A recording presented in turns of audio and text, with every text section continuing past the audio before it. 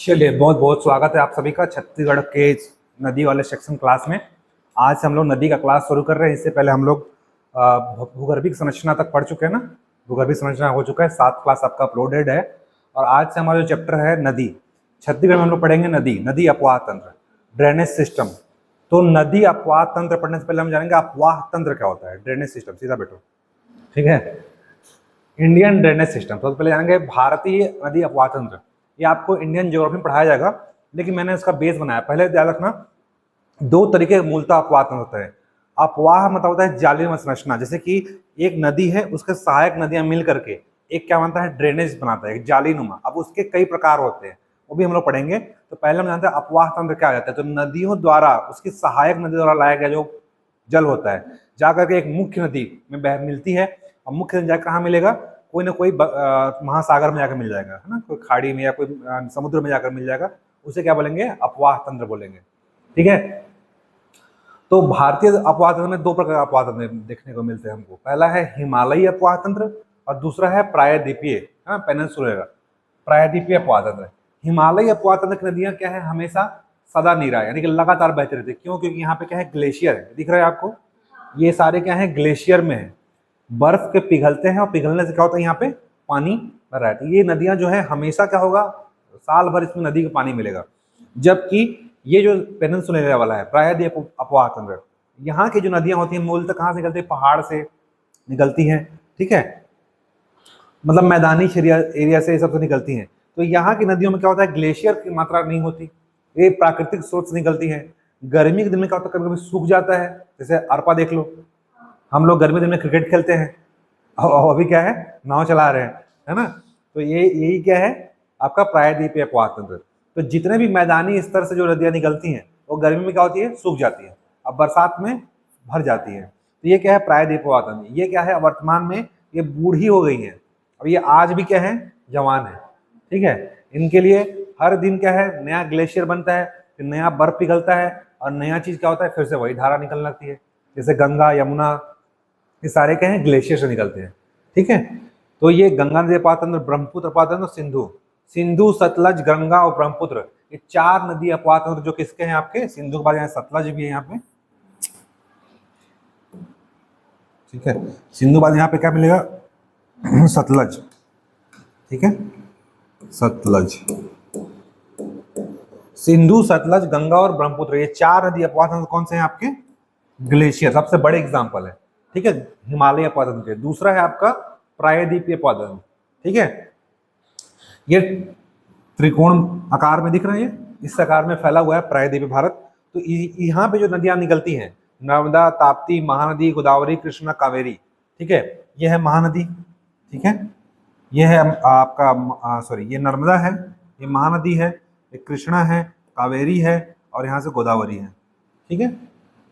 ये सभी नदियां क्या है, प्रायद्वीपीय अपवाह तंत्र है। ये कहीं ना कहीं पहाड़ से निकल रही हैं, और क्या होता है, इसके वर्षा की मात्रा में क्या होगा, वर्षा जब होगा तो नदी की मात्रा में पानी बढ़ जाएगा, लेकिन जब गर्मी आएगा तो पानी की मात्रा कम हो जाएगी। इसीलिए देखना, केरल में ना, कावेरी नदी पर, केरल, तमिलनाडु में हमेशा विवाद चलता रहता है, ठीक है, क्यों, पानी की मात्रा को लेकर के, ठीक है।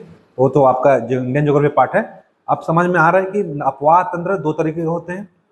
एक होता है ग्लेशियर से निकलने वाले अपवाह तंत्र, जो हिमालय अपवाह तंत्र बोलते हैं। जो मैदान या पहाड़ से निकलते हैं उसको बोलते हैं प्रायद्वीपीय अपवाह तंत्र, ठीक है। इसमें ना पानी की मात्रा कम होगी, जैसे पानी की मात्रा अधिक होगी, साल भर इसमें पानी मिलेगा, इसमें साल भर पानी नहीं मिलेगा, ठीक है। चलिए नेक्स्ट, अपवाह तंत्र क्या होता है। अपवाह तंत्र मतलब है किसी नदी और उसकी सहायक नदी द्वारा, बताया था, जल के प्रवाह की विशेष व्यवस्था। जैसे ये है मुख्य नदी, मान लो ये क्या है, हमारा महानदी, ठीक है। इसमें क्या आके मिल रहा है, मांड, केलो, ईब, बोरई, अरपा, ठीक है, शिवनाथ, ठीक है। नीचे से मिल रहा है खारन, तांदुला, खरखरा, ठीक है, या लात, इससे सारे मिल रहे हैं। तो इन नदियों को मिलने से जो अपवाह बन रहा है, ये सिस्टम बन रहा है, इसे क्या बोलते हैं, अपवाह तंत्र। तो किसी नदी और उसकी सहायक नदी के द्वारा जल के प्रवाह की जो विशेष व्यवस्था होती है, उसे ही क्या बोलते हैं हम लोग, अपवाह तंत्र। 2 नंबर में क्या लिखोगे, किसी नदी या उसकी सहायक नदियों द्वारा बनने वाले एक जालीनुमा संरचना या फिर उसके प्रवाह की विशेष व्यवस्था को क्या बोलते हैं हम लोग, ठीक है। या एक प्रकार का जाल बनाता है, ठीक है, बताया था कैसे बना रहे हैं, जाल बना रहे हैं ना, नेट, देखो इसको जोड़ दिया जाए कैसे बन रहा है, जाल नुमा बन रहा है ना। तो ये एक प्रकार का जाल बनाता है जिसमें नदियां एक दूसरे से मिल करके एक जल के एक दिशा से प्रवाह का मार्ग बनाती है। जैसे कि देखो, अगर नदियां मिल रही हैं, मिलने के बाद ये प्रवाह का मार्ग इस यहाँ पे बन रहा है। तो ये आपके 2 नंबर में आएगा तो यहाँ तक लिखना, 4 में आएगा तो यहाँ तक लिख देना। ठीक है, क्या लिखोगे कि नदी अपवाह प्रणाली से मतलब है कि एक ऐसा अपवाह तंत्र जिसमें एक नदियां और उसकी सहायक नदियां मिलकर क्या बनाती हैं, जालीनुमा संरचना बनाती हैं और एक विशेष प्रवाह व्यवस्था का निर्धारण करती हैं। ठीक है, इसे क्या बोलते हैं हम लोग, अपवाह तंत्र कहते हैं। ठीक है, एक नदी दूसरी नदी से मिल करके क्या करती है, एक समय प्रवाह का मार्ग धारण करती है। जैसे जिस नदी का ढाल, याद रखना कि नदी का जो संरचना कैसा होता है, जो जिस क्षेत्र की संरचना का ढाल जिस ओर होगा नदी उसी ओर बहेगी। ठीक है, जैसे मान लो छत्तीसगढ़ ढाल क्या है, पूर्व की ओर। तो कैसे पता चला ढाल पूर्व की ओर है, नदी जिस ओर बहेगी उस एरिया का ढाल उसी ओर होता है। ठीक है, मैंने बताया था कि किसी भी प्राकृतिक संरचना का ढाल कैसे निर्धारित होगा, नदियों के बहने की दिशा के आधार पर। अगर नदी उत्तर बह रही है मतलब उत्तर का ढाल उत्तर की ओर है। जैसे छत्तीसगढ़ को देखेंगे, मैंने पढ़ाया था पहले, छत्तीसगढ़ का जो उत्तरी हिस्सा है ये हिस्सा का ढाल किस ओर माना जाएगा, क्यों, क्योंकि अधिकतर नदियां कहाँ बह रही हैं, उत्तर की ओर बह रही है। छत्तीसगढ़ जो मैदान का ढाल है किस ओर माना जाएगा, क्यों, क्योंकि सबसे बड़ी नदी महानदी किस ओर बह रही है, पूर्व की बह रही है। छत्तीसगढ़ दक्षिण का ढाल किस ओर माना जाएगा, पहले दक्षिण फिर पश्चिम, क्यों, क्योंकि अधिकतम नदियां दक्षिण और बाद में पश्चिम की ओर बह रही है। ठीक है, समझ में आया। चलो, तो छत्तीसगढ़ में जो है अपवाह तंत्र पढ़ने से पहले जान लेते हैं अपवाह प्रणाली। ठीक है, कितने प्रकार का अपवाह प्रणाली होते हैं। ठीक है, ये देख लो। ठीक है, जैसे मैं बताया ना कि एक जालीनुमा संरचना आती है, तो जालीनुमा और कितने प्रकार की संरचना होती है। ठीक है, नदियों के प्रवाह के आधार पर। ठीक है, हिंदी माध्यम वाले श्वेता इधर देखना, अंग्रेजी माध्यम वाले दिव्या इधर देखना। ठीक है, तो देखो ये है वृक्षाकार अपवाह तंत्र, वृक्षनुमा संरचना दिख रहा है। वृक्षनुमा संरचना कैसे बन रहा है, देखो ये मेन नदी है और इससे आकर के क्या मिल रही है, अन्य सहायक नदियां मिल रही है। ठीक है, इसकी सहायक नदियां हैं, तो ऐसे क्या बन रहा है, ये पेड़ सा दिख रहा है। ठीक है, दूसरा है जालीनुमा संरचना। ठीक है, नेक्स्ट है आर्य। आर्य मतलब ये बीच में आकर के मिल रही है, चारों तरफ से आकर नदियां मिल रही है, आर्य अपवाह तंत्र बोलते हैं इसको। ठीक है, नेक्स्ट है उपद्रुमिका। उपद्रुमिका मतलब सेमी, उसके इसको बोलते हैं सब डेंड्रॉइड। डेंड्रॉइड में आकर के मिल रही है, इसके साथ में ये मिल रहा है, फिर साथ में ये मिल रहा है, साथ में ये मिल रहा है, फिर साथ में ये मिल रहा है, अलग अलग। ठीक है, मतलब एक की सहायक नदी है, दूसरी सहायक नदी, तीसरी चौथी ऐसे मिल रहा है। देखो पहली मेन सहायक नदी है, सहायक नदी ये है, इसकी सहायक नदी ये है, सहायक नदी ये है, सहायक नदी ये है, फिर सहायक नदी ये है, मतलब एक दूसरे के सहायक नदी मिलकर आ रही है, मतलब नए नई द्रुमिका है, डेंड्रॉइड्स बन रही है। इसको बोलते हैं समानांतर पदार्थ। देखो एक दूसरे के समानांतर लगातार क्या है, ऐसे समानांतर है। ठीक है, फिर उप समानांतर, एक नदी समानांतर है, उसके अलावा समानांतर क्या है, अन्य नदियां हैं, फिर इसके समानांतर अन्य नदियां। देखो ठीक है, उप समानांतर इसको बोलते हैं। ठीक है, उसके बाद क्या है, ये वलयाकार, अलग अलग रूप में पाए जा रहे हैं। वलयाकार छल्ले के रूप में है ना, अलग अलग वलय ऐसा होता है ना, गोल गोल, तो ये अलग अलग रूप में है। नेक्स्ट है आयताकार। ये देखो ऐसा नदी है, अगर इसको हम जोड़ देंगे तो कैसे दिखेगा, आयताकार दिखेगा ना। ठीक है, फिर पक्षाकार। ठीक है, ये एक मुख्य नदी है, ये सहायक नदी, इसकी अन्य नदी, फिर अलग सहायक नदी, ये इस टाइप का पक्षाकार है। ठीक है, इसको बोलते हैं पिनेट। ठीक है, इसको बोलते हैं रेक्टेंगुलर, इसको बोलते हैं एनुलर, बोलते हैं सब डेंड्रॉइड, पैरेलल, सब पैरेलल, रेडियल, देखो यहाँ पे रेडियस बनेगा।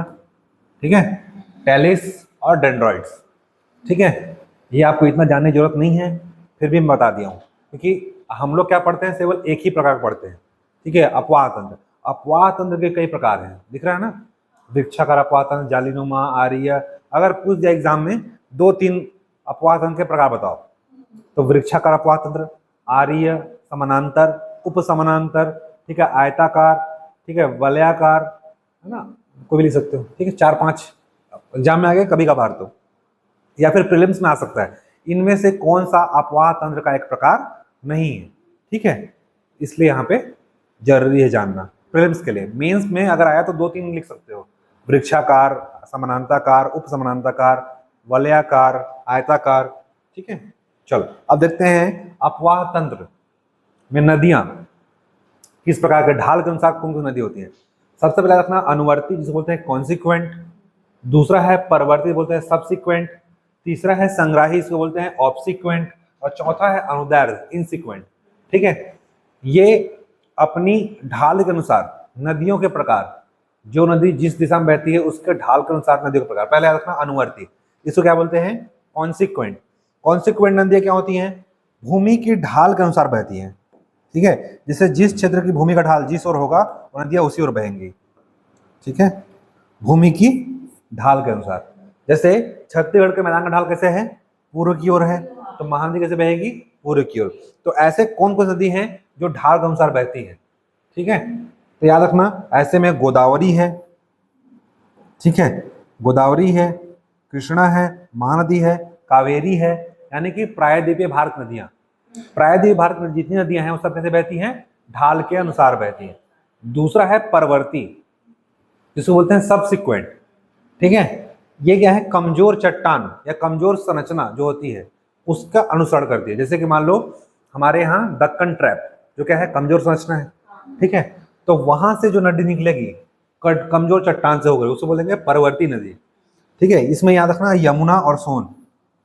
ठीक है, ये क्या आती है, या अपना जैसे नर्मदा, ताप्ती, ये सब क्या है, भ्रंश घाटी में बहती है।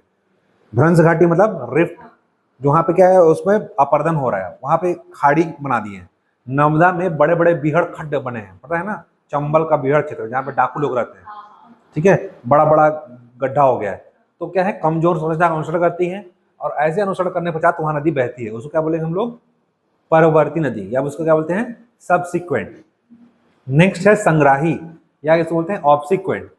मूल ढाल के विपरीत, मान लो ढाल कैसे बह रहा है, ढाल किस एरिया का, पूर्व की ओर है, बह कैसे, पश्चिम की ओर। ठीक है, हाँ, नर्मदा भारत की पश्चिम में, लेकिन नर्मदा नहीं आएगा इसमें। जैसे ढाल मान लो इस एरिया का पूर्व की ओर है, ये तो नर्मदा सोन इसमें आ जाएगा, कमजोर चट्टान वाले में। ठीक है, मूल ढाल के विपरीत बहती है। जैसे मान लो अरावली, ये अरावली है, अरावली ढाल कैसे है, पूर्व की ओर है, क्या है, अरावली, अरावली पर्वत से ढाल कैसे है, मान लो पूर्व की ओर, बहे कैसी, पश्चिम में। ठीक है, लूनी, लूनी नदी जो है कच्छकरण में विलीन हो जाती है। तो एक कच्छकरण में जाने के बाद वो खंभात खाड़ी पहुंच नहीं पाती, मतलब समुद्र में पहुंचे बिना। माही और लूनी दो ऐसी नदियां हैं जो क्या कहती है, कच्छकरण में पहुंचने से पहले विलुप्त, मतलब कि खंभात खाड़ी पहुंचने से पहले, महासागर में, सागर में पहुंचने से पहले क्या हो जाती है, वो खत्म हो जाती है। ठीक है, तो लूनी नदी ऐसी नदी है जो मूल ढाल के विपरीत बहती है। ढाल अगर पूर्व में है तो कैसे बहेगी, पश्चिम में। ठीक है, इसको बोलते हैं संग्राही नदी, ऑब्सिक्वेंट। नेक्स्ट है अनुदैर्ध्य। अनुदैर्ध्य नदी क्या होती है, ये अपनी दिशा खुद बनाती है। ठीक है, हिमालय की जितनी छोटी धाराएं हैं, जैसे कि कोसी नदी, कोसी नदी को बोलते हैं बिहार का शोक। दामोदर क्या बोलते हैं आपका, झारखंड का शोक। ठीक है, और पश्चिम बंगाल का शोक। ठीक है, एग्जाम्पल लिख लेते हैं यहाँ पे, दामोदर और कोसी। जैसे कोसी नदी इतना कुख्यात है, अभी मान लो अभी कैसे बह रही है, पूर्व की ओर ऐसा बह रही है ना, कल के दिन वैसे बहने लगेगी। इतना ऐसी कभी बदल जाता है धारा। ठीक है, तो कोसी नदी, दामोदर नदी ऐसी नदी है जो अपनी दिशा खुद बना लेती है। ठीक है, ढाल के अनुसार, जैसे उसको मन के अपने आप चेंज जाता है। जैसे यहाँ पे मान लो गांव था, ठीक है, गांव यहाँ पे था, ठीक है, और नदी ऐसे बह रही थी, कल के दिन क्या होगा, ऐसे बहने लगेगी। ठीक है, अब पूरा का पूरा क्या होता है, गांव डूब जाता है। तो कोसी और दामोदर ऐसी नदियां हैं जो अपना ढाल खुद बनाती है। ठीक है, ऐसे जरूरी नहीं कि पूर्व की बह रही है 20 साल से, तो अगले साल 21वें साल पूर्व से ही बहेगी। वो क्या करेगी, पश्चिम से बहना शुरू कर देगी। ठीक है, या फिर राउंड शेप बना लेगा, या ऐसे नीचे बना लेगा दक्षिण की ओर। तो ये ऐसी नदी है जो अपना दिशा खुद बनाती है। ठीक है, इसी कारण क्या होता है, कई गांव क्या होते हैं, डूब जाते हैं, पढ़े हो ना, बाढ़ आता है। तो ये मैदानी एरिया की नदी है। तो कोसी नदी को बोलते हैं शोक, बिहार का शोक बोला जाता है। जब ये नदी में बाढ़ आता है तो कई सारे गांव क्या होते हैं, डूब जाते हैं।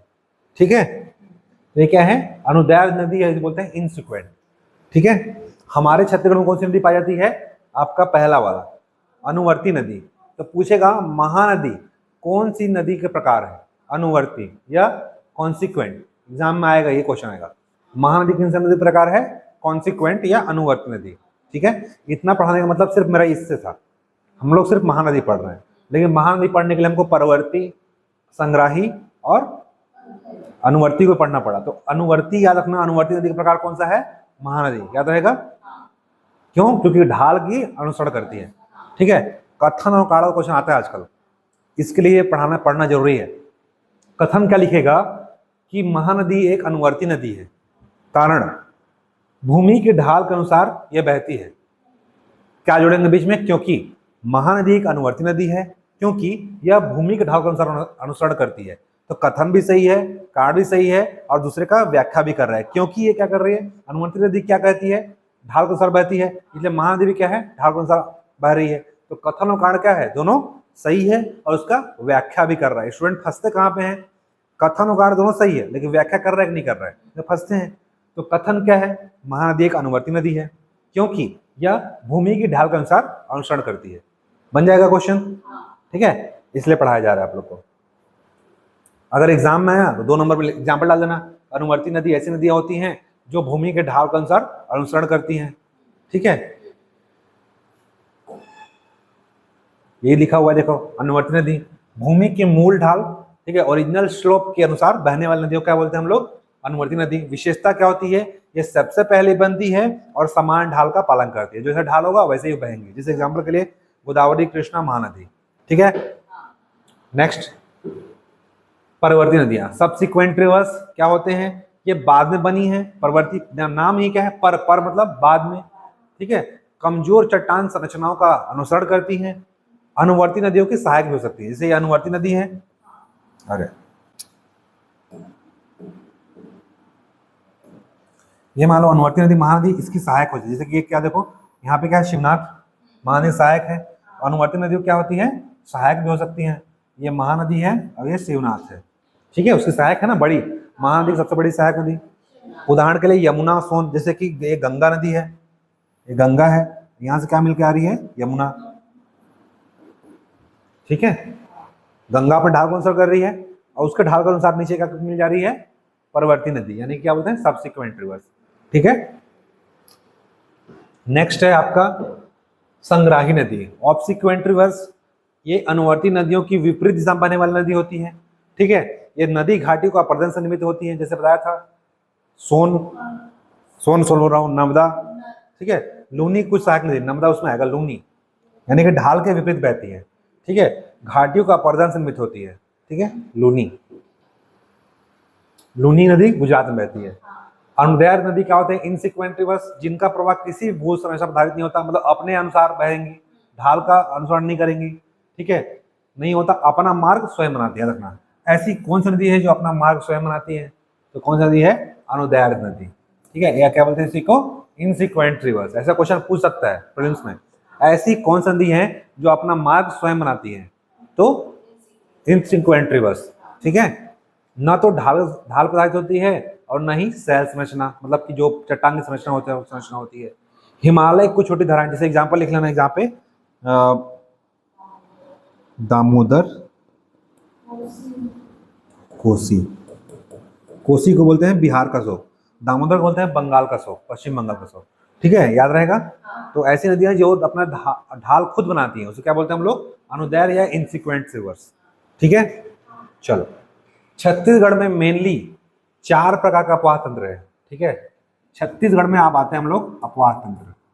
छत्तीसगढ़ में अपवाह तंत्र प्रणाली, पहले हम लोग जान गए अपवाह तंत्र क्या होता है। ठीक है, अब आते हैं छत्तीसगढ़ में अपवाह तंत्र की प्रणाली पढ़ते हैं। छत्तीसगढ़ में कितने अपवाह तंत्र हैं? कितने अपवाह तंत्र हैं?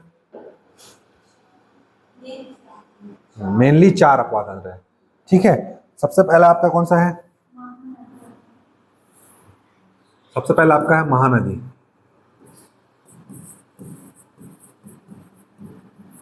दूसरा है सोनगंगा, सोनगंगा अपवाह तंत्र। ठीक है, तीसरा आपका है ब्राह्मणी, ब्राह्मणी अपवाह तंत्र, सोनगंगा अपवाह तंत्र, महानदी अपवाह। ठीक है, और चौथा जो है आपका वो है नर्मदा अपवाह तंत्र। ठीक है, हाँ, गोदावरी भी है। ठीक है, गोदावरी।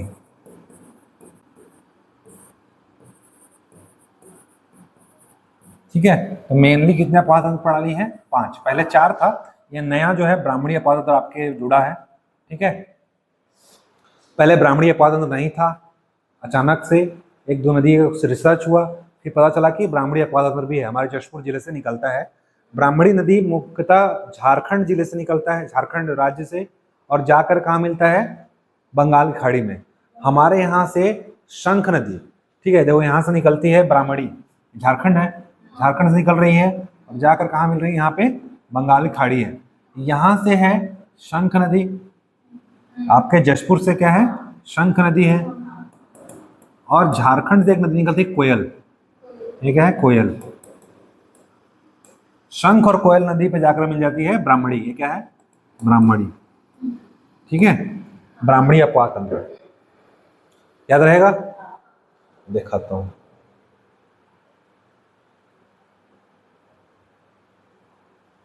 ये मेरे पीछे जो नदी है ये है कोयल नदी, दिख रहा है ना? मेरे पीछे जो नदी दिख रहा है ना, ये कोयल नदी है। झारखंड में मैं गया था तो वहाँ पे कोयल नदी था। ठीक है, कोयल नदी के किनारे ये पीछे कोयल नदी है। ठीक, तो आपका याद रखना, शंख और कोयल किससे सहायक नदी है? ब्राह्मणी अपवाद तंत्र। और ब्राह्मणी नदी कहाँ से निकलती है? झारखंड के छोटा पठार से, और जा कहाँ मिलती है? बंगाल की खाड़ी में। ठीक है, शंख छत्तीसगढ़ के जशपुर से, और कोयल नदी कहाँ से? झारखंड से। ठीक है, ये 2 नदियां हैं। ठीक है, इसके अलावा नर्मदा, ये देखो नर्मदा अपवाद तंत्र कहाँ से निकलती है? यहाँ पे अमरकंटक है, कहाँ पे है? बिलासपुर है, ये बिलासपुर पास ये गौरलापेंट नंबर 5, और यहाँ पास है अमरकंटक। यहाँ पे क्या है? सोनमुड़ा नामक जगह है, सोनमुड़ा। अच्छा, इसका कहानी भी है। ठीक है, सोनमुड़ा कहानी, पहले क्या था? सोन नदियां, माना जाता है, ऐसा कहानी है, बताया गया है कि सोन और नर्मदा दोनों क्या थे? गर्लफ्रेंड बॉयफ्रेंड थे। ठीक है, तो बीच में अब ब्रेकअप तो होता ही है, जानते हो, जब भी होता है तो सोनमुड़ा, सोन नाम ही है, सोन कैसा? मुड़ गया। तो सोन और नर्मदा दोनों कैसे बहते थे? पहले सीधा बहते थे, पैरेलल। ठीक है, साथ में बहते थे। लेकिन एक बार क्या हुआ? सोन को गंगा से प्यार हो गया। ठीक है, तब सोन का झुकाव कैसे हो गया? गंगा की ओर हो गया। ठीक है, अब एक साथ दो रखा था, तो उसका झुकाव किसकी ओर ज्यादा था? गंगा की ओर। जब नर्मदा को ये बात पता चला, नर्मदा को, तो उन्होंने क्या कर लिया? ब्रेकअप कर लिया। ठीक है, उस दिन से बोले तू अपने रास्ते, मैं अपने रास्ते। इसलिए नर्मदा जो थी वो पश्चिम की ओर बहने लगी। ठीक है, और सोन जो था वो मुड़ गया। क्या हुआ? मुड़ गया। इसलिए क्या हुआ? इधर चला गया, और जाकर के गंगा किधर बहती है? इधर बहती है ना। तो सोनमुड़ा, सोनपुर नामक जगह बिहार में है, वहां पे जाकर मिल गया, और सोन क्या हुआ? मुड़ गया। इसलिए क्या हुआ? सोनमुड़ा। सोनमुड़ा जगह है, वहां से क्या निकलती है? सोन नदी, और नर्मदा कुंड से नर्मदा नदी। नर्मदा नदी कैसे बहती है? पश्चिम में, जबकि सोन कैसे बहता है? उत्तर में। ठीक है, तो ये कहानी है, मेरे को एकदम नहीं है कि यही सही है, पर ये सब मैंने पढ़ा है इसलिए बता रहा हूँ। ये पुराने बुकों में लिखा हुआ है कि सोन और गंगा दोनों में प्रेम था। सोन क्या हुआ? पश्चिम की ओर बहती थी, और नर्मदा, लेकिन जब दोनों में क्या हुआ? ब्रेकअप हुआ, तब सोन नदी क्या हुआ? मुड़ के गंगा की ओर आकर्षित होकर के उधर चला गया। इससे क्या हुआ? दोनों में ब्रेकअप हुआ, तो ये उत्तर की ओर और ये पश्चिम की ओर। ठीक है, तो याद रखना, सोन क्या है? एक पुरुष नदी है। ठीक है, तो कभी भी आएगा हिंदी में ही पढ़ाऊंगा, सोन क्या है? पुरलिंग है, न कि स्त्रीलिंग। नर्मदा और गंगा माता मानते हैं। ठीक है, तो सोन क्या है? पुरलिंग है, याद रहेगा। ठीक है, तो सोन ऐसा व्यक्ति है जो 2 गर्लफ्रेंड थी इसकी, नर्मदा और गंगा। ठीक है, याद रहेगा। तो नर्मदा नदी कहां से निकलती है? सोनमुड़ा जगह से, सोनमुड़ा जगह से निकलती है। ठीक है, सोनमुड़ा से क्या निकलती है? सोन नदी। यहाँ से कौन निकलती है? सोन नदी, और जाकर कहाँ मिल जाएगी? गंगा में। ये क्या है? गंगा। ठीक है, और यही पास है क्या है? नर्मदा कुंड। अमरकंटक गए हो तो यहाँ से क्या है? नर्मदा कुंड। नर्मदा कुंड से क्या निकलती है? नर्मदा नदी, नर्मदा। ठीक है, नर्मदा नदी है। ये आपका क्या है? कवर्धा है। ठीक है, यहां से एक नदी निकलती है बंजर, और इसकी सहायक है तांडा। ठीक है, तांडा और बंजर। तो छत्तीसगढ़ से सिर्फ दो नदियां, कौन सी है? तांडा और बंजर। एक किसी जगह में जाती है? नर्मदा में। छत्तीसगढ़ के दो छोटे अपवाद तंत्र कौन कौन से हैं? नर्मदा और ब्राह्मणी। सबसे छोटी अपवाद तंत्र कौन सी है? नर्मदा। कितना है? 0.55%। ठीक है। और ब्राह्मणी अपवाद तंत्र में याद रखना, देखो 143 होता है, सीखो ना, 1432। ठीक है, 1432 याद रहेगा। चलो, तो नर्मदा अपवाद तंत्र, ब्राह्मणी अपवाद तंत्र। बस गोदावरी है, सोनगंगा है और महानदी। महानदी लगभग कितना है? 50%। ठीक है, 28% में ये है और 13% में ये है। ठीक, ठीक है, मोटा मोटी याद रखना है। इसको इसलिए बता रहा हूं क्योंकि ये क्या है, एग्जैक्ट पूछ सकता है। ठीक है, तो एक है, डेढ़ है और आधा ही है। ठीक है, 1.432, 143 बोलते हैं ना, 143 इतना भी याद रखकर चल जाएगा। लगभग डेढ़ है। एग्जाम में ऐसा क्वेश्चन नहीं पूछेगा 1.432, 4, 5, 6, ऐसा नहीं आता एग्जाम में। एग्जाम लेगा 1.4, 1.5, 1.6, 1.7 ऐसा देगा। मतलब ये डाटा याद रखना। ठीक है, ये डाटा याद रखना। ठीक है, 0.5 इससे क्वेश्चन बन जाएगा आपसे। ठीक है, याद रहेगा। तो ये आपका नर्मदा अपवाद तंत्र सबसे, छत्तीसगढ़ सबसे छोटा अपवाद तंत्र है। सबसे बड़ा अपवाद तंत्र कौन सा है? महानदी। ठीक है, गोदावरी नहीं है। ठीक है, महानदी कहाँ है? ये देखो, ये धमतरी है। धमतरी जिले के क्या है? सिहावा। सिहावा पर्वत से निकल रही है। ठीक है, और ये ऐसे बहते हुए रायपुर, अरे बिलासपुर पहुंच गया मैं। ठीक है, ये मिल जाती है। यहाँ से आके मिल रही है आपका राजनांदगांव के, यहाँ से देखो गोडवी गांव, गढ़चिरौली, महाराष्ट्र। एक पाना बरस की पहाड़ी भी है, यहाँ से निकल रही है शिवनाथ नदी है, और नदी जाकर कहाँ मिल जा रही है? महानदी में। ठीक है, डिटेल में पढ़ेंगे, मैं सिर्फ इतना बता रहा हूँ। ये क्या है? महानदी अपवाद तंत्र है। यहाँ कोरापुट, उड़ीसा में क्या है? उड़ीसा जगह है, यहाँ पे कोरापुट पहाड़ी है। यहाँ से क्या निकल रही है? इंद्रावती। और यहाँ से निकल रही है महाराष्ट्र के, ये महाराष्ट्र है, यहाँ के त्र्यंबकेश्वर से क्या निकल रही है? गोदावरी। ठीक है, और इसमें जाकर क्या मिल जाएगी? महानदी, बीजापुर, भद्रकाली पर। ठीक है, तो ये क्या है? गोदावरी अपवाद तंत्र।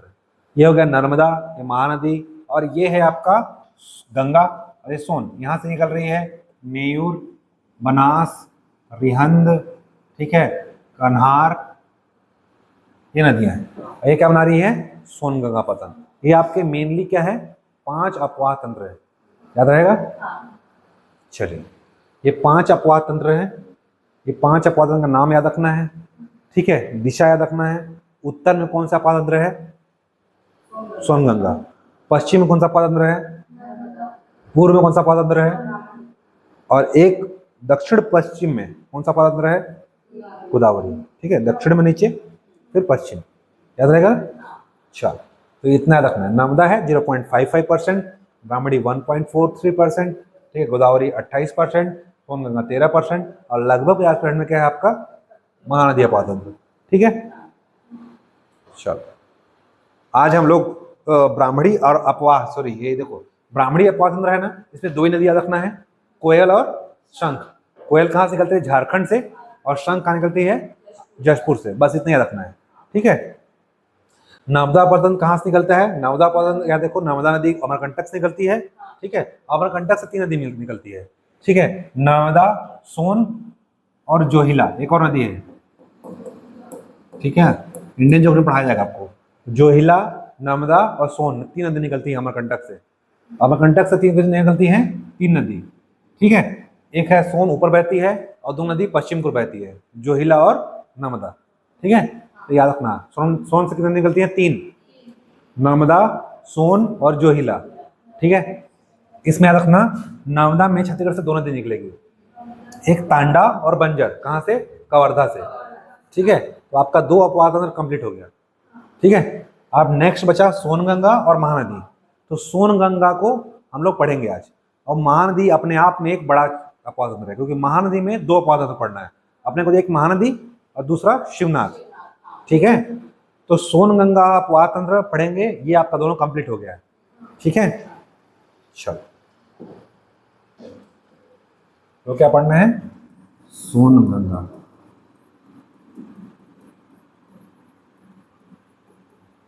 वाह तंत्र।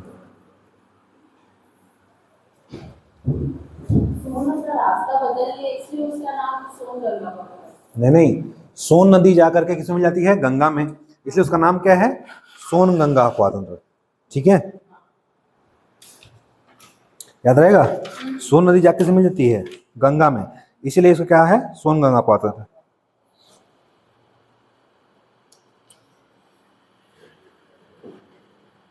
ये मैं इसको बताया था ना, ये 1432 लाख हेक्टेयर में है और 1% है ये।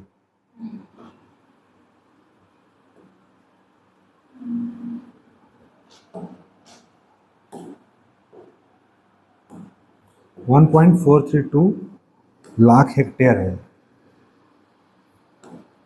432 हेक्टेयर, लाख हेक्टेयर। ठीक है, जबकि इसका परसेंटेज कितना है? 1%। ये यही भूल गया था मैं, 1% है, ये आधा परसेंट। ठीक, जबकि 1.43 लाख हेक्टेयर एरिया है इसका। ठीक है, 1% इसका आधा क्या है? नर्मदा। याद रहेगा। ठीक, छत्तीसगढ़ में बोलेगा ना, सबसे बड़ी नदी, सहायक नदी पश्चिम की ओर बहने वाली कौन सी है? बंजर। ठीक है, हाँ, छत्तीसगढ़ में सबसे लंबी जो पश्चिम की ओर बहती है एक नदी है, क्या नाम है? ये है बंजर। अब इसकी सहायक क्या है? तांडा। तो बंजर की सहायक क्या है? तांडा नदी। ठीक है, और बंजर नदी छत्तीसगढ़ में पश्चिम की ओर, सारे कैसे बहते हैं? पूर्व की ओर या उत्तर या दक्षिण की ओर। एकमात्र एक नदी है, दो नदी है, लेकिन मेनली नदी कौन सी है? बंजर। बंजर में जाकर तांडा मिल जा रही है, तो एक ही नदी ऐसी है जो पश्चिम की ओर बहती है। ठीक है, क्योंकि तांडा किसे मिल जा रही है? बंजर में, तो मेन नदी क्या हो गई? बंजर। और बंजर ऐसी नदी है जो पश्चिम की ओर बहने वाली सबसे लंबी नदी है। ठीक है, कहां से निकलती है? कवर्धा से। कवर्धा याद रखना है। ठीक है, तो बस आपका ये क्या हो गया? 2 अपवाह तंत्र कंप्लीट हो गए यहाँ पे। कौन कौन सा? ब्राह्मणी और नर्मदा। ठीक है, अगर पूछेगा छत्तीसगढ़ का सबसे छोटा अपवाह तंत्र कौन सा है? नर्मदा। ब्राह्मणी मत लगाना, ब्राह्मणी 1% है। ठीक है, ये कितना है? 0.5 है ना, एक का आधा ब्राह्मणी। ब्राह्मणी में 2 नदी, इसमें भी 2 नदी। ब्राह्मणी 2 नदी कौन सी? शंख और कोयल। ठीक है, इसमें कौन सी नदी है? तांडा और बंजर। बंजर मेन नदी है छत्तीसगढ़ की सबसे लंबी नदी, कैसे बहने वाली? पश्चिम की ओर। और भारत की सबसे लंबी नदी पश्चिम की ओर बहने वाली नर्मदा, 13-12 किलोमीटर। ठीक है, चलो नेक्स्ट हमको पढ़ना है सोन गंगा अपवाह तंत्र, क्योंकि महानदी अपने आप में बड़ा है। ठीक है, सोन गंगा अपवाह तंत्र। सोन गंगा अपवाह तंत्र पढ़ने के लिए पहले थोड़ा सा नदी बना लेते हैं। हाँ? ये आपका यहां से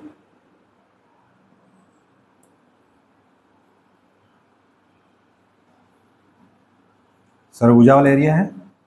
ठीक है, ये आपका अमरकंटक है, अमरकंटक, और यहां से निकल रही है सोन नदी, और ये जाके से मिल जाएगी, ये है गंगा नदी। ठीक है, यहाँ पे है सोनपुर। ठीक है, क्यों इसको बोलते हैं सोन गंगा अपवाह तंत्र? क्योंकि ये कौन सी नदी है? गंगा मेन नदी है, और सोन में सब नदियां मिलेंगी, और ये जाकर कहाँ मिल जाएगा? गंगा में। इसलिए कैसे क्या बोलते हैं? सोन गंगा अपवाह तंत्र। ठीक है, याद रहेगा, सोन गंगा अपवाह तंत्र। ठीक है, सबसे पूर्व में जो नदी रहेगी उसका नाम क्या रहेगा? बनास। यहां से नदी निकल रही है, इसका नाम क्या है? बनास। ये है बनास, और बनास की सहायक है गोपद। ठीक है, ये क्या है? गोपद। एक और नदी है, इसका नाम क्या है? नेयूर। ये भी पूरा निकल रही है, इसका नाम क्या है? नेयूर।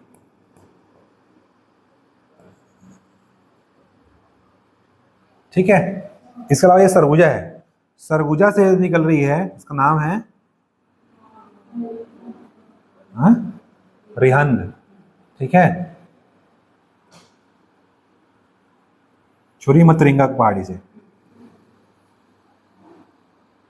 इसका नाम क्या है? रिहंद। याद रखना, रिहंद नदी पर यहाँ पर एक जलाशय है, गोविंद वल्लभ पंत सागर जलाशय, यूपी में। ठीक है, गोविंद बल्लभ सुखनगर। और यहाँ से निकल रही है आपका जसपुर से बखोना चोटी पंडरा पाट से, ये आपका है कन्हार। ठीक है, छत्तीसगढ़ सीमा को बनाते हुए कहाँ मिल जाएगा, गंगा नदी मिल जाएगा। ठीक है, ये क्या है, कन्हार। याद रहेगा, ये छत्तीसगढ़ सीमा का बनाता है। तो ये छत्तीसगढ़ की क्या है, मेन नदियां हैं। अब इनकी सहायक नदी आएगी,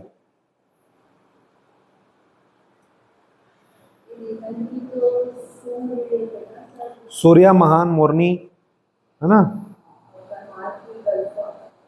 बता रहा हूं।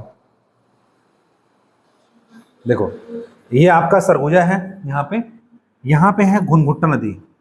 घुनघुट्टा नदी पे श्याम या कुंवरपुर परियोजना है। जब हम लोग नदी पढ़ेंगे तो आगे हम लोग नदी परियोजना पढ़ेंगे, जलप्रपात पढ़ेंगे। तो अभी यहाँ बता दे रहा हूँ बस, ये क्या रखना, घुनघुट्टा, घुनघुट्टा, घुनघुट्टा बांध भी है वहाँ पे। ठीक है, जैसे खुटाघाट बांध है, सरगुजा में घुनघुट्टा बांध है, इसी को बोलते हैं श्याम या कुंवरपुर परियोजना। आगे पढ़ाऊंगा फिर बताऊंगा, अभी इतना याद रखना। घुनघुट्टा की सहायक नदी है रिहंद की। ये कौन सी नदी है, रिहंद। और ये कहाँ से निकल रही है, छुरी मतरिंगा, छुरी मतरिंगा, छुरी मतरिंगा पहाड़ी से। ठीक है, ये पहाड़ी कहाँ पे है, सरगुजा में। छुरी कहाँ पे है, छुरी की पहाड़ी कहाँ है, कोरबा में। ठीक है, रायगढ़, कोरबा रायगढ़ एरिया में क्या है, छुरी मतरिंगा की पहाड़ी है। कुछ एरिया सरगुजा में पड़ता है, तो पहाड़ी यहाँ पे है। ठीक है, छुरी मतरिंगा की पहाड़ी, छुरी मतरिंगा की पहाड़ी को निकल रही है रिहन नदी। रिहन नदी को याद बोलते हैं सरगुजा की जीवन रेखा। ठीक है, तो सबसे पहले नदी कौन सी मिलेगी, घुनघुट्टा। ठीक है, घुनघुट्टा के बाद एक नदी का नाम है मोरनी, एक नदी का नाम है महान, एक नदी का नाम क्या है, सूर्या। ठीक है, घुनघुट्टा, महान, सूर्या, मोरनी। ठीक है, तो घुनघुट्टा में मोरनी महान बन के सूर्य को देख रही है। ठीक है, कौन सा नदी है, रिहंद। रिहंद नदी पे कौन सा बांध है, घुनघुट्टा बांध है, इसी को बोलते हैं श्याम या कुंवरपुर परियोजना। अब यहाँ पे क्या है, एक मोरनी है, वो महान बन के देख रही है, सूर्य को देख रही है। ठीक है, घुनघुट्टा, मोरनी, महान, सूर्या किस सहायक नदी है, रिहंद की सहायक नदी है। ठीक है, इसके अलावा कुछ और नदियां भी हैं, जैसे गोबरी, गोकनई, रामदिया। इसके अलावा याद बता दे रहा हूं, गोबरी, कोकनई, रामदिया, पीपर कछार। लेकिन आपको इन सब चीजों को अभी याद नहीं रखना है। ठीक है, क्योंकि एग्जाम में यहीं से क्वेश्चन बन जाता है। ठीक है, इसको सेकंड स्टेप में याद रखना, जब ये याद हो जाए तब उसका याद रखना। ठीक है, इसके चक्कर में कंफ्यूज हो गए। ये मेन नदी है, बार बार क्वेश्चन आप देखना, PYQ से ही क्वेश्चन आया हुआ है। ये 4 नदी से आपका काम बन जाएगा। ठीक है, तो घुनघुट्टा, मोरनी, महान और सूर्या। ठीक है, देखो ये कौन सी नदी है, कन्हार। ये है पेंड्रा पाट, यहाँ पे क्या है, पेंड्रा पाट। और पेंड्रा पाट के बखोना चोटी, क्या है, बखोना चोटी। बखोना चोटी ना लिखकर क्या देगा, कभी कभार गीधा धोधी लिख देता है। ठीक है, गीधा धोधी। ठीक है, तो बखोना चोटी ना क्या लिखेगा, गीधा धोधी। तो पंडरा पाट के बखोना चोटी के गीधा धोधी से क्या निकल रही है, कन्हार नदी। ठीक है, कन्हार नदी में भी 3-4 नदियां हैं जो उसकी सहायक नदी है। ठीक है, हाँ जगह, खुड़िया पठार में जगह है, खुड़िया पठार में एक जगह है, खुड़िया पठार। ठीक है, पेंड्रा पाट बहुत बड़ा एरिया है, उसमें एक खुड़िया पठार है। खुड़िया पठार में जगह का नाम क्या है, गीधा धोधी। ठीक है, और जो चोटी उसका नाम क्या है, बखोना, है ना। तो बखोना चोटी के गीधा धोधी से क्या निकलती है, कन्हार नदी निकलती है। ठीक है, जा कहाँ मिल जाती है, सोन नदी में। ठीक है, कन्हार नदी की सहायक नदी कौन कौन सी है देखते हैं। ठीक है, सबसे पहले रखना बाएं और दाएं तट पे, बाएं और दाएं। ये कन्हार है, ऐसा आ रहा है, इसका राइट क्या हो जाएगा, लेफ्ट। ठीक है, तो राइट से कौन सा निकल रही है, बहती जाके मिलती है गलफुल्ला, सेमरखार, रिंगर और चेरा। ये देखो गलफुल्ला, सेमरखार, रिंगर, चेरा। गलफुल्ला, सेमरखार, रिंगर, चेर्रा। ठीक है।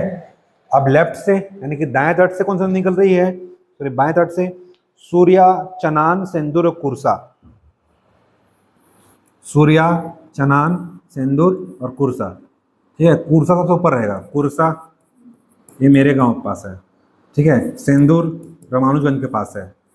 ठीक है। चनान आपका वहाँ मिलेगा समय सोता अभ्यारण्य में। ठीक है। चनान नदी पर एक वाटरफॉल है।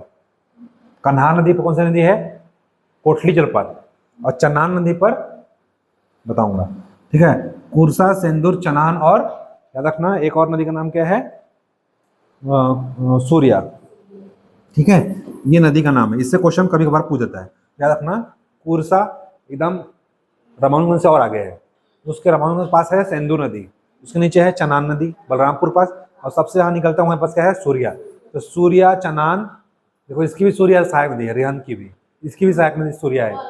हाँ अलग अलग है, एक सेम नहीं है।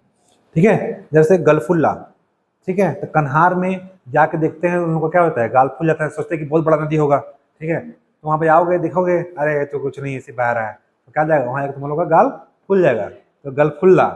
ठीक है। सेंदूर, कुर्सा, चनान, सूर्या, चेर्रा, रिंगर, सेमरखार। ठीक है। तो राइट और लेफ्ट से याद कर लेना।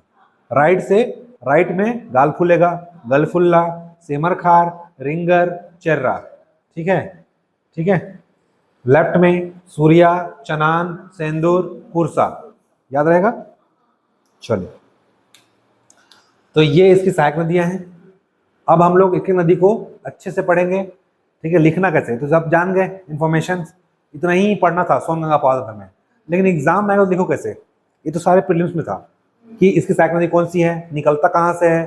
ठीक है। अच्छा, इसका लंबाई, इसका लंबाई है 145 किलोमीटर, किसका, रेहन नदी का। ठीक है। और इसका है 135। ठीक है, कन्हार का। तो एक एक नदी को हम लोग पढ़ेंगे डिटेल में। ठीक। यहां से क्वेश्चन अगर 2 नंबर 4 नंबर आया तो कैसे लिखना है। ठीक है। एग्जाम में अगर क्वेश्चन आया कि देखो, सबसे पहले एग्जाम में क्या लिखोगे, कोई भी नदी आएगा, वेद बता रहा हूं, पहला क्या होगा, उसका उद्गम कहां से निकला है। दूसरा सहायक नदी, सहायक नदी। तीसरा क्या होगा, उस पर कोई बांध या परियोजना होगा, और नहीं है तो नहीं लिखना है, लेकिन मैक्सिमम में क्या होगा, होगा। तीसरा, चौथा क्या होगा, उस पर कोई ना कोई जलप्रपात होगा। नदी है मतलब वाटरफॉल होगा, जलप्रपात। ठीक है। उद्गम हो गया, सहायक नदी हो गया, ठीक है, परियोजना होगा, जलप्रपात हो गया। पांचवा क्या होगा, कहीं ना कहीं जाकर के मिल जाएगा, मतलब क्या होगा, उसका विसर्जन हो जाएगा। ठीक है। और कुछ समझ में नहीं आया, लास्ट में क्या लिख सकते हो, विशेष, एक्स्ट्रा, जो नोट लिखा जाता है। ये इन पॉइंट्स पर सभी नदियों को लिखना है। ठीक है। जैसे एग्जांपल के लिए बनास नदी, क्या लिखते हैं एग्जांपल के लिए, बनास नदी। बनास नदी का जो उद्गम है मांझा टोली की पहाड़ी श्रृंखला है। ठीक है। मांझा टोली की पहाड़ी से भरतपुर तहसील, ठीक है, मांझा टोली की पहाड़ी से। अगर मेंस लिख रहे हो तो अगर तुमको मांझा टोली याद नहीं आ रहा है तो क्या लिखोगे, सीधे भरतपुर तहसील एमसीबी जिला से। ठीक है। क्या लिखोगे, भरतपुर तहसील, भरतपुर तहसील एमसीबी जिला से निकलती है, बस खत्म। कोई जरूरी नहीं वहां मांझा टोली बताने की। ठीक है। अगर आप बता रहे हो तो अच्छी बात है, पर आपको मांझा टोली रटने की आवश्यकता नहीं है। मेंस मेंस की अच्छी बात यही है कि आपके पास क्या होता है, चीजें इजी आती है। प्रीलिम्स में क्या है, फैक्ट याद रखना है, मेंस में फैक्ट याद नहीं रखना। मेंस में जिला याद रखना है, जगह याद रखना है। जैसे कि आपको पंडरा पाट भी याद होगा ना, तो क्या लिखोगे, कन्हार नदी पंडरा पाट से निकलती है। गीधा धोधी, खुड़िया पठार बताने की आवश्यकता नहीं है। ठीक है। चेकर को पता है कि वो पंडरा पाट से निकलता है। अब पंडरा पाट में चोटी कौन सा है, बखौन चोटी याद कर लो, अच्छी बात है। नहीं याद होगा तो पंडरा पाट लिख सकते हो। ठीक है। तो बनास नदी कहाँ से निकलती है? मांझाटोली पहाड़ी से, भरतपुर तहसील, एमसीबी जिला से। ठीक है। ये जो पहाड़ी है ना, ये कहाँ है? ये देवगढ़ का है। ये क्या है? देवगढ़। ये देवगढ़ के जस्ट पीछे में क्या है? मांझाटोली। ठीक है। देवगढ़ पहाड़ी के पश्चिम में है ये। ठीक है। तो ऐसा भी लिख सकते हो, देवगढ़ की पहाड़ी के पश्चिम से निकलती है। कोई जरूरी नहीं है कि मांझाटोली लिखना है, बता रहा हूँ लिखने का तरीका। अगर आपको याद नहीं आ रहा तो क्या लिखोगे? देवगढ़ की पहाड़ी के पश्चिम से नदी निकलती है। खत्म। क्या जरूरत है मांझाटोली बताने की? ठीक है। लेकिन प्रीलिम्स पढ़ रहे हो तो प्रीलिम्स में याद रखना पड़ेगा कि कूट में आ जाएगा क्वेश्चन कि देवगढ़ की पहाड़ी के पश्चिम से निकलती है। ठीक है। मांझाटोली से उद्गम होता है। ठीक है। सहायक नदी ये है, भरतपुर से निकलती है, ऐसे कूट में देता है। अब कूट में क्या होता है? काटना पड़ता है। अब बोली देगा कि देवगढ़ पहाड़ी के पूर्व से निकलता है, क्या होगा? Option cut. ठीक है। ये प्रीलिम्स के लिए है। मेंस के लिए आपको कोई जरूरत नहीं। मेंस में क्या लिखोगे? देवगढ़ की पहाड़ी के पश्चिम से निकलने वाली नदी है। ठीक है। इसका उद्गम, इसकी सहायक नदी कौन कौन सी है? तो इसकी सहायक नदी कौन कौन सी है? कोई नहीं है। ठीक है। विसर्जन, अच्छा, इस पर जलप्रपात है, इसमें कोई परियोजना नहीं है, कोई सहायक नदी नहीं है। जलप्रपात है रामदा, रामदा या रामदा। ठीक है। रामदा या रामदा वाटरफॉल। ठीक है। ये है एमसीबी जिला में। कौन जिला में है? हम लोग एमसीबी में पढ़ रहे हैं। कौन जिले में होगा? एमसीबी जिला में। अलग से हम लोग वाटरफॉल भी पढ़ेंगे। ठीक है। ठीक है।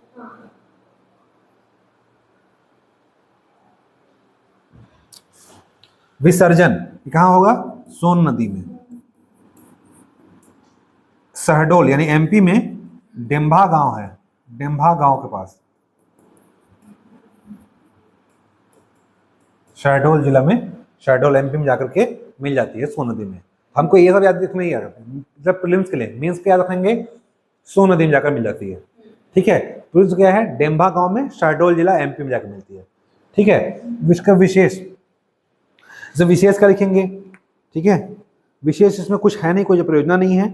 इसकी सहायक नदियां हैं, सहायक नदी इंपॉर्टेंट नहीं है आपके एग्जाम्पल से। ठीक है। बहुत सारी सहायक नदियां हैं और सहायक नदी याद रखने की जरूरत नहीं है, बहुत सारी सहायक नदियां हैं। ठीक है। अपने को सिर्फ इतना याद रखना है कि 2 नंबर ज्यादा नहीं आएगा ये क्वेश्चन। उद्गम भरतपुर तहसील, एमसीबी जिला या मांझाटोली पहाड़ी से, या फिर देवगढ़ की पहाड़ी के पश्चिम से। ठीक है। जलप्रपात क्या है? रामदा या रामदा। ठीक है। विसर्जन कहाँ होती है? सोन नदी पे जाकर में, एमपी में डेम्भा गांव में। विशेष, इस पर कोई परियोजना नहीं है, लिख सकते हो, इस पर कोई परियोजना नहीं है। खत्म। ठीक है। नेक्स्ट कौन सी है? हाँ याद रखना, यहाँ विशेष में लिख सकते हो, ये छत्तीसगढ़ और एमपी की सीमा रेखा बनाती है, ये लिख सकते हो, सीमा रेखा, क्योंकि पश्चिम में ना एकदम, तो छत्तीसगढ़ एमपी की सीमा रेखा बनाती है, ये लिख सकते हो। कुछ समझ नहीं आया तो ये लास्ट में याद रखना, छत्तीसगढ़ और एमपी की सीमा रेखा बनाती है। ठीक है। जैसे हम लोग कन्हार लिखेंगे, छत्तीसगढ़ और झारखंड की सीमा रेखा बनाती है। ठीक है। चलो नेक्स्ट के बाद, इसके बाद आएगा गोपद नदी। कौन सा आएगा? गोपद नदी। ठीक है। इसका याद रखना, इसमें भी क्या होगा? मेन शुरुआत कहां से निकलेगा? उद्गम। तो उद्गम कहां से होगा? इसका जो उद्गम है सोनहत पठार। ठीक है। गोपद का उद्गम कहां है? सोनहत पठार से।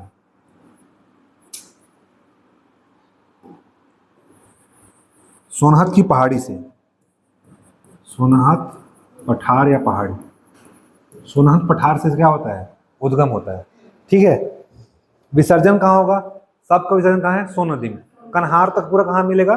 सोन नदी। सबका एक ही याद रखना कि विसर्जन कहाँ होगा? सोन नदी में। ठीक है।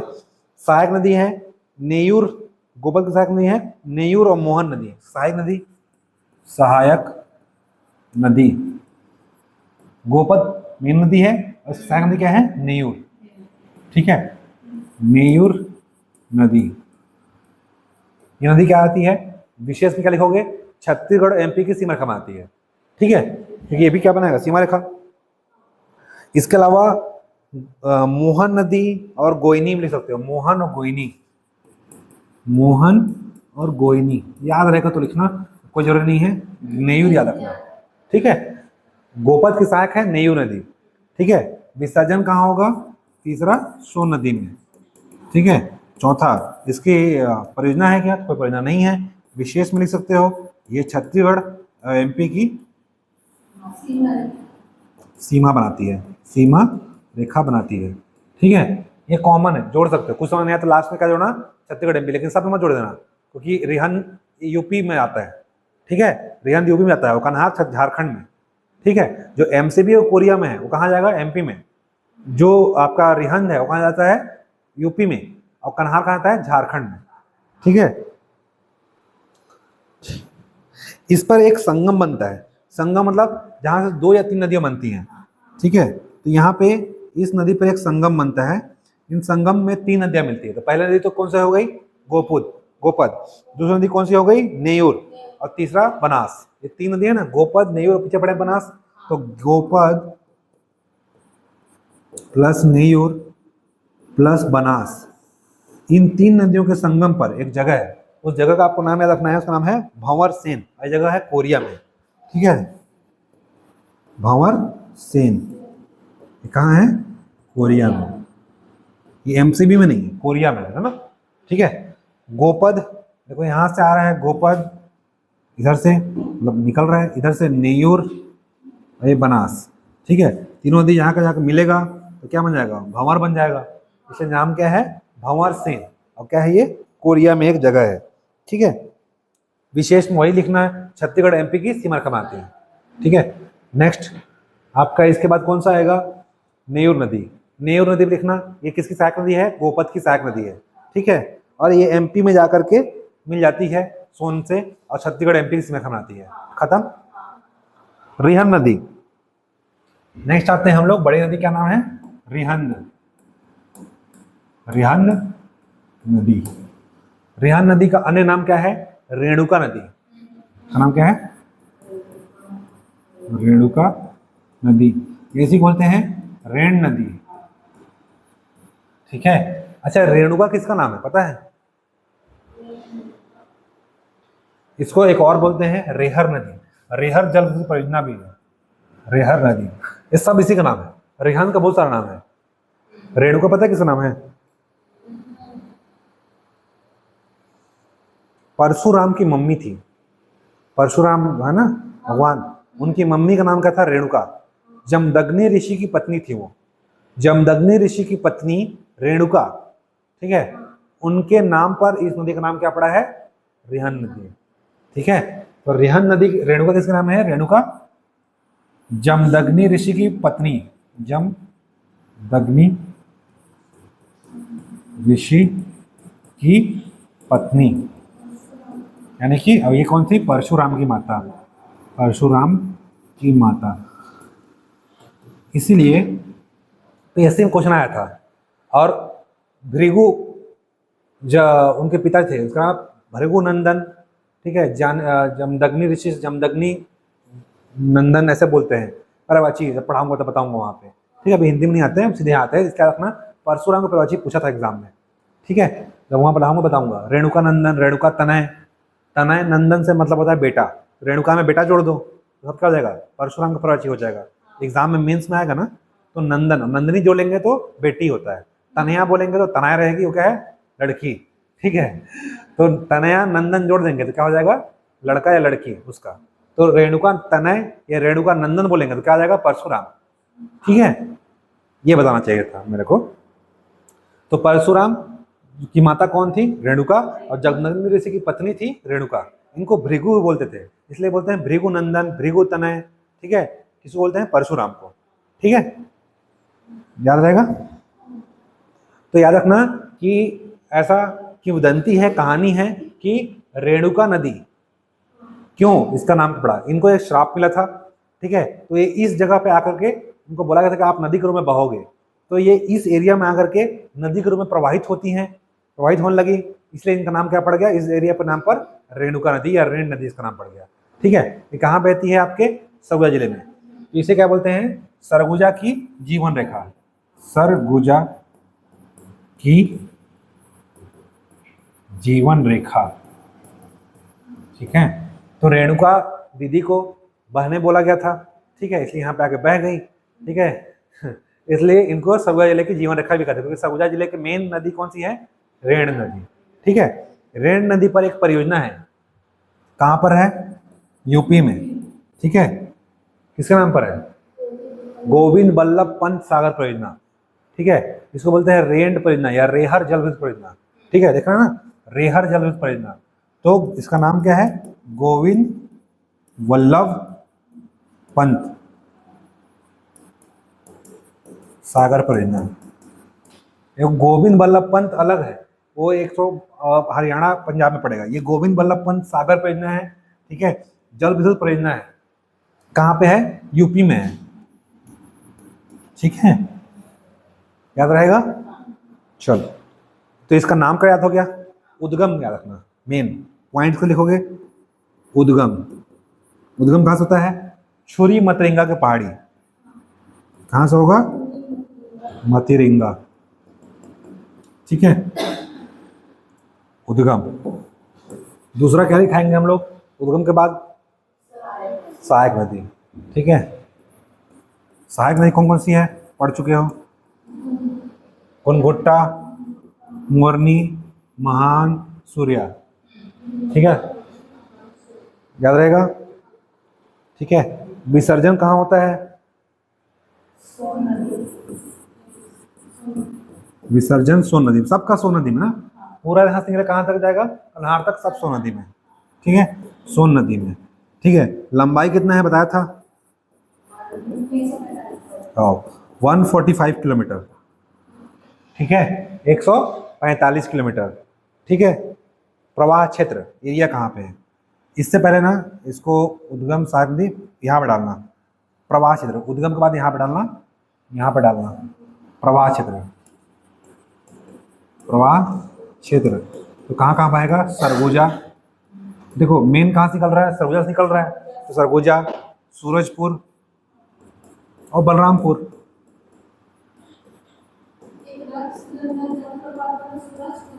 हाँ, इसी नदी पर है, इसी नदी पे है। ठीक है, सरगुजा, सूरजपुर और बलरामपुर में बहता है। अगर राज्य बोलेगा, प्रवाह क्षेत्र अगर जिला बोलेगा ना, जिला अगर प्रीलिम्स में आया, राज्य बोलेगा तो कहाँ बना है? छत्तीसगढ़। सबसे पहले छत्तीसगढ़ में बहता है, फिर कहाँ छत्तीसगढ़ कहाँ जाता है? एमपी में, फिर कहाँ जाता है? यूपी में। ठीक है, ऐसे क्रम है। तो छत्तीसगढ़ में बहेगा, फिर सूरजपुर में जाएगा, सूरज के पास एमपी में जाएगा, एमपी के बाद कहाँ जाएगा? यूपी में। याद रहेगा अगर क्रम पूछेगा तो। ठीक है, ये जिला हो गया, ये राज्य हो गया। अगर प्रवाह क्षेत्र में राज्य अगर पूछा तो, ठीक है, अलग से बता दे रहा हूँ। पहले सरगुजा में, सरगुजा के बाद कहाँ पे जाएगा? सूरजपुर में, सूरजपुर के बाद कहाँ जाएगा? बलरामपुर में। ठीक है, अब यहाँ पे इस नदी पे एक क्या है? वाटरफॉल है, जल प्रपात है। इस जलप्रपात का नाम क्या है? रक्सगंडा वाटरफॉल। रक्सगंडा वाटरफॉल। ठीक है, रक्सगंडा वाटरफॉल किस नदी पे है? रिहंद नदी पर। ठीक है, इसके तट पर एक कोई ना कोई शहर स्थित होगा, बड़ा नदी है, मतलब क्या होगा? तटीय स्थल। ठीक है, तो महेशपुर, महेशपुर आपके सरगुजा में है, पुरातात्विक स्थल है, पुरातात्विक। यहां से प्राचीन काल यानी 5वीं 6वीं शताब्दी क्या मिले हैं? साक्ष्य मिले हैं, बौद्ध जैन की प्रतिमाएं यहां से मिली हैं महेशपुर में। ठीक है, तो महेशपुर पुरातात्विक स्थल है, सरगुजा जिले में है स्थित है, और किस नदी तट पर स्थित है? रिहंद नदी तट पर स्थित है। याद रहेगा। ठीक है, आपका पर्यटन चैप्टर से हो गया। ठीक है, इसके अलावा परियोजना हम लोग देख लिए, गोविंद बल्लभ पंत सागर परियोजना। ठीक है, इसको बोलते हैं रिहंद बांध, यूपी के मिर्जापुर में है। ठीक है, कहाँ पे है ये परियोजना? यूपी के मिर्जापुर में। मिर्जापुर वेब सीरीज देखे हो? हाँ, तो वहीं है, यूपी के मिर्जापुर में है। ठीक है, इसको बोलते हैं रेहर जल विद्युत परियोजना बोलते हैं। ठीक है, तट पर सर कौन सा है? महेशपुर। याद रहेगा। ठीक है, इसमें इसके एरिया से जो एक बेसिन बनता है, नदी है, इसके एरिया से जो एक बेसिन बनता है, इसे बोलते हैं रिहंद नदी बेसिन या नदी बेसिन। इसमें देता हूं, नदी बेसिन। इसको बोलते हैं हम लोग क्या बोलते हैं? सरगुजा बेसिन। एक होता है सिंगरौली बेसिन, वो एमपी में आता है, तो वहां पे क्या मिलता है? कोयला मिलता है, सिंगरौली, सिंगरौली जानते हो ना, ठीक है, सिंगरौली बेसिन, ठीक है। याद रखना सिंगरैनी नहीं है ना, सिंगरौली कहाँ है, एमपी में है, जबकि सिंगरैनी लिख देगा, एग्जाम में आया हुआ है, थोड़ा सा मिस्टेक रहेगा, सिंगरैनी। तो तुम लोग लगेगा कि गलती से लिख दिया है, सिंगरैनी क्या है, तेलंगाना में है, ठीक है। तो सिंगरैनी नहीं है, क्या है, सिंगरौली है। तो सिंगरौली कहाँ है, एमपी में है, जबकि सिंगरैनी बेसिन भी है, यहाँ से भी मिलता है कोयला, लेकिन कहाँ है वो, तेलंगाना में है, ठीक है। तो सिंगरौली नदी बेसिन और सब्जा बेसिन कहाँ पे है, कहाँ पे है, रिहन नदी, है ना, रिहन नदी से बनता है, ठीक है, न कि सिंगरैनी, ठीक है, याद रहेगा। इसको क्या बोलते हैं हम लोग, सरगुजा की जीवन रेखा। ये सब क्या डालोगे, कहाँ डालोगे, विशेष में, ठीक है, सरगुजा की जीवन रेखा विशेष। या फिर अगर अलग से आया, शुरुआत से करना, सरगुजा जिले की जीवन रेखा कहे जाने वाली रेन नदी का उद्गम, अगर ऐसे लिखना है 2 नंबर में तो ठीक है, 2 नंबर में पॉइंट वाइज लिखना है, 2-4 में पॉइंट वाइज लिखना। अगर बड़े क्वेश्चन में आया, बड़े क्वेश्चन तो आएगा नहीं है, ये क्वेश्चन बड़े क्वेश्चन नहीं आएगा, आएगा तो अपवाद अंतर आएगा, ठीक है। अगर ऐसे डायरेक्ट लिखना है क्वेश्चन, ऐसे थ्योरी फॉर्म में, सरगुजा जिले की जीवन रेखा कहे जाने वाली रेणुका नदी, इसका उद्गम छोटी मतरिंगा के पहाड़ी से हुआ है, ठीक है, जिसकी लंबाई 145 किलोमीटर है। इसकी सहायक नदी घुनघुट्टा मोरनी महान सूर्या है, और यह जो है सोन नदी में जाकर के मिल जाती है। इस नदी पर एक परियोजना है, इसका नाम है गोविंद बल्लभ पंत सागर परियोजना, ठीक है, ऐसे बोल सकते हो। इस पर एक पुरातात्विक स्थल महेशपुर स्थित है, जहाँ से 5वीं और 6वीं शताब्दी के साक्ष्य प्राप्त हुए हैं, ठीक है, जो यहाँ से बौद्ध और जैन मूर्तियां मिली है, ठीक है। ये थ्योरी फॉर्मेट हो गया। अगर इससे अच्छा क्या है, आप पॉइंट वाइज लिखो, ठीक है। शुरुआत करो कि उपनाम, ठीक है, उसका उपनाम क्या है, क्या नाम है, रेणुका नदी, रेन नदी, रेहर नदी, ठीक है, जमदग्नि ऋषि, ठीक है। इस पर एक वाटरफॉल क्या है, रक्सगंडा वाटरफॉल, ठीक है। नेक्स्ट है आपका कन्हार नदी, ठीक है, क्या नाम है, क्यों चल रहा है, कन्हार नदी, ठीक है, क्या नाम है, कन्हार नदी। इसको क्या लिखेंगे, पहला उद्गम, उद्गम कहाँ से इसका, मखौना चोटी से, मखौना चोटी। अगर ये नहीं रहा तो गीधा धोधी, ये कहाँ है, खुड़िया पठार, ठीक है, कहाँ है, खुड़िया पठार में। विसर्जन कहाँ होगा, सब सोन नदी में, विसर्जन सोन नदी में, ठीक है। सहायक नदी कौन सा है, सहायक बहुत सारी है, पूर्व पश्चिम बता दिया हूं, मेन में याद रखना, गलफुल्ला, गलफुल्ला, गलफुल्ला सूर्या, ठीक है, सिंदूर, कुरसा, ठीक है, गलफुल्ला, सूर्या, सिंदूर, कुरसा, ठीक है। और क्या रखोगे, और क्या रखोगे, चनान, चनान करना, चनान पे क्या है, वाटरफॉल है, ठीक है, चनान नदी, चन्ना लिख दिया, चनान, चन्नान नदी पर पवई वाटरफॉल है, ठीक है। हाँ, इसके याद रखना लंबाई, सॉरी 135 नहीं है, 115 है, हाँ 135 मनियारी का है, 115 किलोमीटर, गलती बता दिया था, ठीक है। इसकी लंबाई कितनी है, 115 किलोमीटर, ठीक है, याद रहेगा, ठीक है। अब ये बहेगा कहाँ, प्रवाह चित्र, प्रवाह क्षेत्र। अगर जिला पूछेगा, जिला पूछे कहाँ लगाओगे, पहले तो जशपुर में, फिर बलरामपुर, ठीक है। अगर राज्य बोलेगा तो कहाँ आएगा, छत्तीसगढ़ और झारखंड, ठीक है। अच्छा, इसमें ये लिख सकते हो, रिहंद में ये छत्तीसगढ़ और यूपी की क्या बनाती है, सीमा रेखा बनाती है। रिहंद में क्या लिख सकते हैं हम लोग, छत्तीसगढ़ यूपी की सीमा रेखा बनाती है, लिख सकते हैं ना, इसमें विशेष में लिख सकते हैं छत्तीसगढ़ और यूपी की सीमा रेखा बनाती है। इसमें क्या लिखेंगे हम लोग, छत्तीसगढ़ और झारखंड की सीमा बनाती है, ठीक है, वो लास्ट में लिखेंगे, ठीक है। प्रवाची रहेगा जशपुर और बलरामपुर, राज्य बोलेगा तो छत्तीसगढ़ और झारखंड में, ठीक है। इसके तट पर तटीय स्थल, तटीय स्थल सबसे बड़ा स्थल है इसके पर, ठीक है, नाम है डीपाडी, डीपाडी, ठीक है, डीपाडी। देखो डीपाडी क्यों नाम पड़ा, डी मतलब होता है ऊंचा स्थान, और वहां ना दिया जलता रहता था, तो दीपा को, दिया को दीप बोलते हैं ना, दीप, दीप से क्या होगा, दीप बोलते बोलते क्या होगा, दीप दीप दीपा दीपा, ठीक है, और डी मतलब ऊंचा स्थान, तो दिया जलता था, ठीक है, राजा का जगह वहां पे एक तालाब था, दिया जलता था और ऊंचा स्थान पर जलता था, दीपा डी, दीपा डी, दिया से क्या बना दीप, दीप से दीपा, और डी मतलब ऊंचा स्थान, तो क्या बन गया दीपा डी, ठीक है। ये क्या है, पुरातात्विक स्थल है, यहाँ पे बौद्ध, जैन और हिंदू सभी धर्म की यहाँ पे क्या मिली है, मूर्तियां मिली हैं। महिषासुर माता मर्दनी का भी यहाँ पे क्या मिला है, मूर्ति मिला है, तो बहुत प्राचीन ये स्थल है यहाँ पे, ठीक है। राज्य संरक्षित स्मारक भी है ये, ठीक है, ठीक है। याद रखना कि डीपाडी जो है कन्हार, गलफुला और सूर्या, कन्हार प्लस गलफुला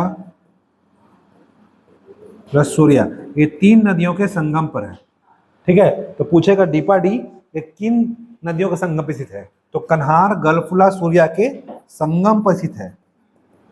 3 नदियों का संगम पर कौन सी जगह है, डीपाडी। डीपाडी कहाँ है, बलरामपुर में। क्या ये पुरातात्विक स्थल है, क्या है डीपाडी, पुरातात्विक स्थल है। यहाँ से हिंदू, बौद्ध, जैन सभी धर्म के क्या मिले हैं, हाँ एविडेंस मिले हैं, ठीक है। तो हो सकता है कन्हार, गलफुला, सूर्या संगम पर कौन सा जगह स्थित है, तो कौन सा जगह स्थित है, डीपाडी, ठीक है। अब इस पर देखते हैं वाटरफॉल,